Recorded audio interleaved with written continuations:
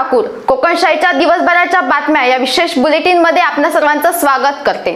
चला तर मग जाणून घेऊया सिंधुदुर्ग जिल्ह्यासहित संपूर्ण कोकण आणि अखंड महाराष्ट्रात नेमकं काय काय घडलं।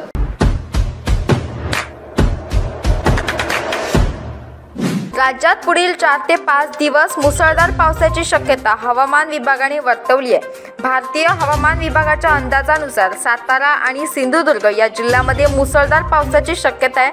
या जिल्ह्यांना ऑरेंज अलर्ट दिला गेला आहे। पुणे, रायगड, कोल्हापूर, रत्नागिरी आणि मुंबईमध्ये तसेच विदर्भातील सर्व जिल्ह्यांमध्ये पावसाची शक्यता आहे। या ठिकाणी येलो अलर्ट दिला गेला आहे।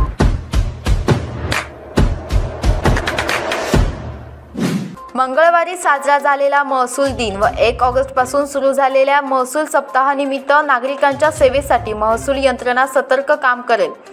विविध दाखले, निवडणूक ओळखपत्र, रेशन कार्ड, प्रकल्पग्रस्त दाखले नागरिकांना घरपोच देण्यासाठी विविध ठिकाणी कॅम्प लावून तलाठी व मंडळ अधिकाऱ्यांमार्फत घरपोच देण्याचा प्रयत्न या महसूल सप्ताहात राहणार असल्याची माहिती सिंधुदुर्गच्या जिल्हाधिकारी के मंजुलक्ष्मी यांनी सिंधुदुर्ग नगरी येथील पत्रकार परिषदेत दिली।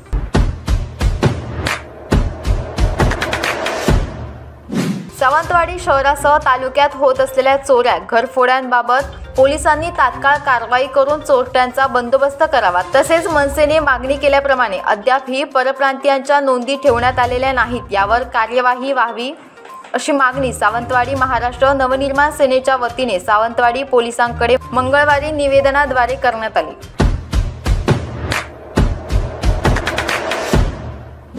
डॉक्टर बाळासाहेब खर्डेकर यांच्या जयंतीनिमित्ताने महाविद्यालयातील इंग्रजी विभागामार्फत साहित्य व निसर्ग या विषयावर भित्तीपत्रकाचे आयोजन करण्यात आले होते। सदर भित्तीपत्रकाचे उद्घाटन महाविद्यालयाचे प्राचार्य डॉक्टर आनंद बांदेकर यांच्या हस्ते करण्यात आले।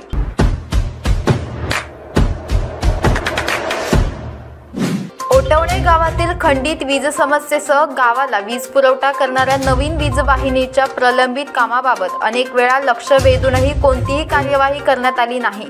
त्यामुळे संतप्त ओटवणे ग्रामस्थांनी सावंतवाडी वीज वितरण कंपनीच्या अधिकाऱ्यांना धारेवर धरले।